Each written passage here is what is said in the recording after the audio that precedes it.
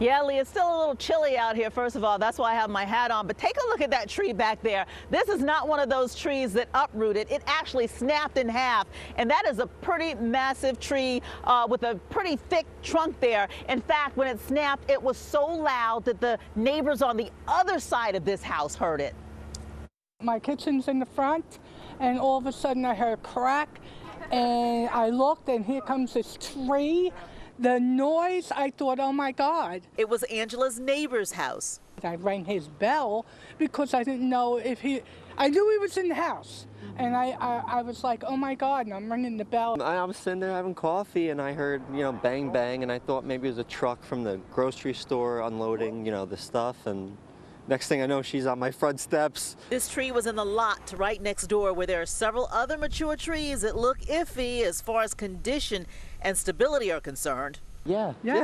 I've been concerned since we moved in about those trees, but I think he father-in-law called the town about it. Yeah. Wind gust had utility crews and tree services very busy. The good thing is no one was injured at the places we got to. This one's in Livingston, falling across Sterling Drive just after 9 this morning, missing the homes on both sides of the street. We got a report of a tree down with wires, taking the wires down and on fire.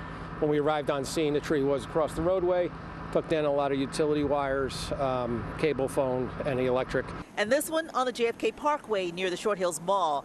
Life left this tree trunk probably years ago. The wind finally took it down, snarling traffic in one direction.